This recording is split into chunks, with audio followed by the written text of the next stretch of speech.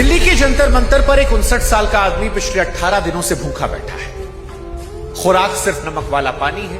उसका 8.5 किलो वजन घट गया है। ब्लड प्रेशर लगातार गिर रहा है। डॉक्टर्स कह रहे हैं कि शरीर ने अब अपनी ही मांसपेशियों को खाना शुरू कर दिया, यानी उसका शरीर अब खाना नहीं बल्कि खुद को खाकर जिंदा रहने की कोशिश कर रहा है। जिस जगह पर यह हो रहा उस जगह का नाम है जंतर मंतर, जो देश की संसद से चंद मिनट की दूरी पर है। ये व्यक्ति है सोनम वांगचुक।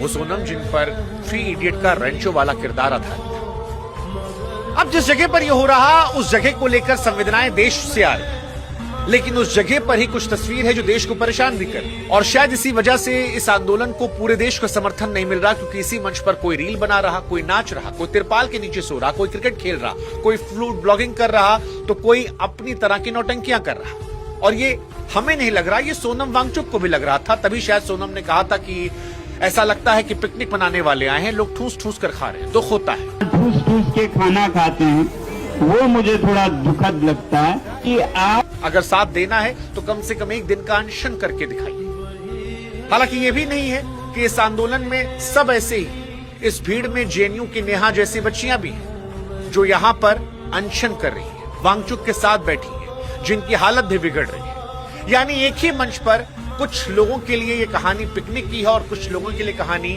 उन 22 लाख बच्चों की है जिनको लेकर यह आंदोलन शुरू हुआ था। और यहीं से पूरे देश के मन में कश्मकश शुरू होती है। कई बार लगता है कि सोनम वांगचुक क्या बुरी तरह फंस गए, क्योंकि सरकार 18 दिनों से चुप है।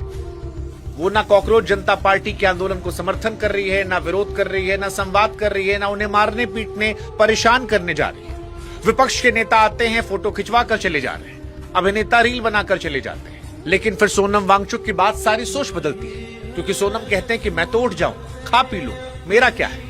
लेकिन जिन बच्चों ने पेपर लीक के सदमे में जान दी, उनका क्या होगा? क्या वो आत्महत्याएं रुकेंगी? और यहीं से बहस बदल जाती है। यहीं से देश के मन में सवाल आता है कि मंच किसी का भी हो, राजनीति किसी की भी हो, लेकिन अगर सवाल बच्चों के भविष्य का है तो क्या लड़ाई को अधूरा छोड़ देना चाहिए? और यहीं से देश को सोचना है कि सोनम वांगचुक का क्या होगा।